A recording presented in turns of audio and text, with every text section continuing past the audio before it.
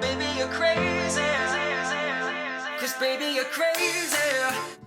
Hi guys, and welcome back to another Lukeovision video, and welcome back to a brand new national selection video. Oh yeah! Yes, that is right. Today we're having a little look at Heat 2 of the MGP 2021 for Norway. Yes, I've already had a little look at Heat 1 before the competition, and if you want to check that video out, make sure you click the link up above. It will take you straight to the playlist with all of the national selection videos I have so far. And yes guys, it is safe to say I am absolutely devastated that Jorn did not make it through to the final. However, there is still hope, and fingers crossed he can be a wild card. Semi-final 1 saw Let Loose go straight through to the final. And I'm a little bit bewildered, to be honest with you, because I really thought it was lacking something. I felt like there was too much music and not enough vocals. However, I have not yet seen it live, so maybe when we see it in the final, I will change my opinion pretty swiftly. But based on the audio alone from the studio version, I wasn't that sold on it, but maybe the performance brought it to life. Let me know what you think of Let Loose, the performance, down below in that comment section. But guys, that was then. This is now. It's a new dawn, it's a new day, it's a new life for me, and I'm feeling good. That's right, because Heat 2 is coming up fast, and I cannot wait to have a little look at these brand new tracks. And guys, I've had a sneaky peek, and I can see that Raylee is back! Raylee is an absolute legend on this channel, because I'd already reacted to Wild from last year. And it's safe to say that I was shocked and surprised when I heard the opening lyric of Wild. People tell me I'm a fish. Okay, you do you, hun. So I'm particularly excited to see if she is back with a bang! So the 4 songs we're looking at today are from Daniel Owen, Kentil Stocken, Maria Solheim, and of course the one, the only Raylee. And you guys have probably already heard these songs before me, so let me know down below who is your favourite. Give me your top 4 and I'll give you mine at the end of my reactions. So there's nothing else left to say but enough chat, let's react. And first and foremost guys, we are starting with Psycho by Daniel Owen. It sounds like an absolute vibe. Let's give it a whirl. Let's go!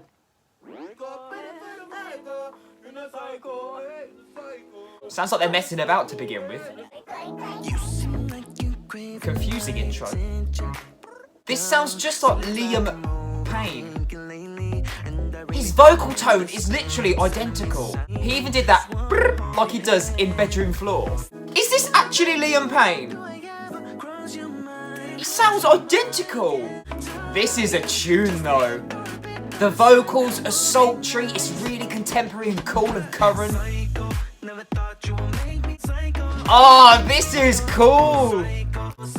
I love that it's got a dark dance / urban undertone. Ugh. He's got a very good voice and he's got such a cool vibe about him, and it's definitely something I can jam out to. I love that bit with the falsetto. It really just kind of lifts the song in the right place because the verses are so low and deep, and then it really brings a different energy to the song. It does kind of remind me a little bit of Benjamin Ingrosso, Dance You Off. Nice ad-libs. It's a nice hook, but I don't think the hook is strong enough to get stuck in your head, I'm afraid. Very repetitive. But I love how the music emulates the chorus. Psycho. Psycho. What I love about these songs though is the instrumentation is that funk bass guitar feel. I'm a sucker for a bass line. That has gone full circle. That was such a strange ending, just like the intro. I hope there was social distancing in that studio because it did not sound like it. It sounded a bit like a party, Daniel Owen. Are you a psycho? Okay, so I'm finished reacting to Daniel Owen. I thought it was pretty good. I don't feel like it's the strongest entry I've ever heard, but I don't feel it's the weakest either. It kind of sits somewhere in the middle. I love the bass line. It's very funky, very fresh, very current. It's something you definitely hear on the radio, and it's something that a younger generation would really jam out to. But I don't feel like it'll have much instant impact on the Eurovision stage. I feel like it's a grower. If this does go to Eurovision, I think it's something that the fans would have to listen to and listen to and listen to again. I love songs like this because it really does introduce a new generation to Eurovision. Right, so next up we're listening to Kentil Stocken and their track, My Life Is Okay. Talk about a realist. Right, so let's see how okay this song is. Is it going to be middle of the road? Let's find out.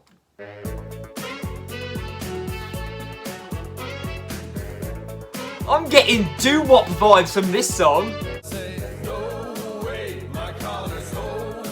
Ah, I love it! It's such vibe. This is one I can imagine just walking down the street to with your ear headphones, sun shining. Oh, this is really cool. I like this one. It's just different to what we've heard so far. Oh, I love the trumpety sax sounds. Love the hand clap. Oh, yeah. I love the premise of the song. It's like, you do you, hun. That is what this song is. If you enjoy yourself, who cares what everybody else says? Go for it. It's very, very feel good. And I do feel like this would stand out just based on the instrumentation alone. I can only imagine the staging and how they would be dressed. Just having a stroll. Oh, instrumentation breakdown. Oh, wait, my life is okay. It's a good hook. And I do feel like if, say, you're watching this with a friend and they're not really into Eurovision, they would listen to this, kind of look up and be like, oh. And in the current world that we're living in, we need a little song like this, just to get a bit of energy, a bit of joy into our lives. It's fun. The thing is, it's not too deep, is it? But it has, like, a good meaning behind it without being preachy. Oh, I really enjoyed that. That was really fun. And it is not just because I'm in the same colour scheme as the single's artwork. I thought it was really good. It was fun, had a lot of energy, it was bubbly. It was a little bit bubblegum with an old kind of 50s, 60s kind of doo-wop sound to it. And it was very different to what we've heard so far. And that's why it stands out. Was that song okay? Yes, it was, and more. Next up, guys, it is the return of the fish. That's right, Raylee and her new song, Hero. Are you ready for this? She's been upgraded from a fish to a hero. Let's give it a whirl. 3, 2, 1, go. 80s! Why is everything 80s? I'm not complaining though. It was a good era. Hang on a second. The pace and the tempo and the music. This is just like Physical by Dua Lipa. I can actually imagine Dua Lipa singing this song. All night, I'll ride for you. I know you got my back and you know I got you, so come on. It's definitely got that same sort of vibe. Her vocals on this are smashing. You can really hear her vocal tone a lot more than you could in Wild. It's given her a chance to showcase another side of her, I think. Sassy and talent. She sounds a bit like Camila Cabello as well. She's got them sort of inflections in her voice. I love that this is so happy, so upbeat and powerful. And I love that the chorus opens with a belt. Talk about showing your talent. But because it's 80s and it's called Hero, it does also remind me of Holding Out for a Hero, Bonnie Tyler. But I love the message of the song. She doesn't need a hero. Guys, this is pop at its best. And this breakdown's good because if you couldn't hear the lyrics before, it does emphasise it.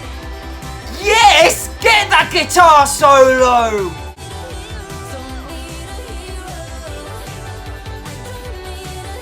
Yes, this is how you come back, guys. Great sequel to Wild. Oh, she's so good.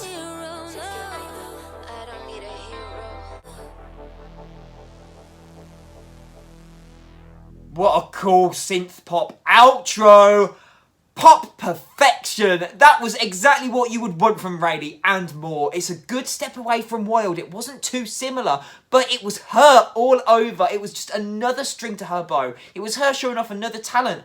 Them vocals. I didn't know she could sing like that. I just kind of thought maybe before she was just singing a little fun pop song with a good choreography breakdown. But no, she's got some talent. And I love this year that the song has a good message and a good meaning behind it. She is her own woman. She's strong, independent, fierce. She don't need a hero. She is a hero. Nice one, Raylee. Right, guys, and last but not least, we have Maria Solheim. Let's see what she could bring to the plate. Let's go. This one actually has visuals. I shouldn't look. May keep it fair. What a vocal tone. Her voice is like ASMR.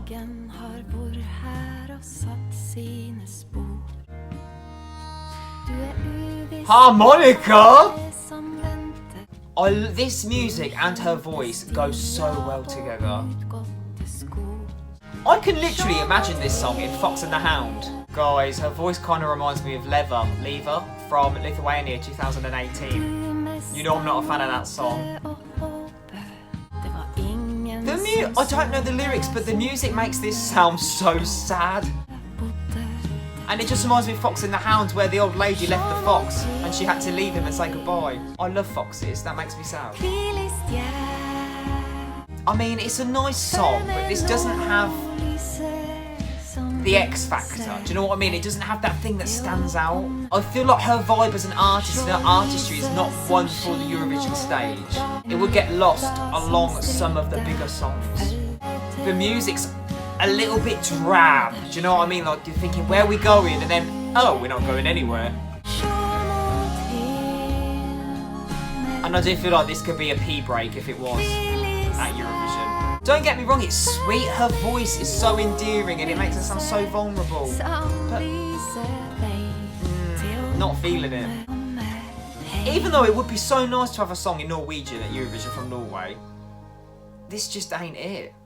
I don't even think the visuals would have umphed it for me. Nah, was not feeling that. It was just, there was something blocking me from getting into the song. I don't think it was a language barrier either. It's just the music was very drab. It was very kind of country and western, but a dated country and western sort of sound. Nah, I don't see that qualifying. Right guys, so here's a little breakdown of my top 4. In 4th place we have Maria Solheim with her track. Yes, it was okay, bit middle of the road for me, but maybe going towards the bottom of the road. The music was a little bit drab, I couldn't get into it, there was no kind of catchy hook in there. I'm not saying that every song has to have a catchy hook to be good. If it's a ballad, it just didn't have I didn't feel an emotional connection. It was just something there that it was missing. I'm not quite sure what it was, maybe a beat.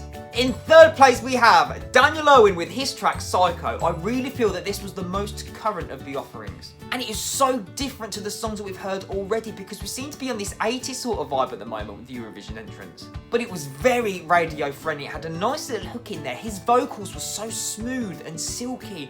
All them low tones and then high falsetto moments. Very Liam Payne. Very much appealing to a younger generation. Wasn't mad on the lyrics, but I feel like it was contagious and it was a good little beat, and I feel like it's a grower more than it is a shower, so there's not a lot of instant impact. I feel like the title gives it more of an intrigue than the song actually does. In 2nd place is My Life Is Okay. Yes, this song was more than okay, it was pretty good. It was so different and there was a really kind of strange genre in there. It was like a bit of a mix-up between pop and 50s doo-wop, and I was here for it. It is so contagious. It was really feel good. It was bubblegum. It was happy. It was positive. I feel like it's the kind of song that we need in 2021. I love the lyrics and the meaning behind the song. I feel like it's a step in the right direction, especially when we're looking at different genres. It was really kind of outside the box for me. Which means, guys, in 1st place, she is back with a bang. It is my hero, Raylee. Yes, she has come back with a song that was even better than Wild. Okay, maybe the hook wasn't as strong and it's not one of those earworms that gets stuck in your head instantly, but she really showcased her talents. Her vocals were really prominent in there. The lyrics were a lot stronger.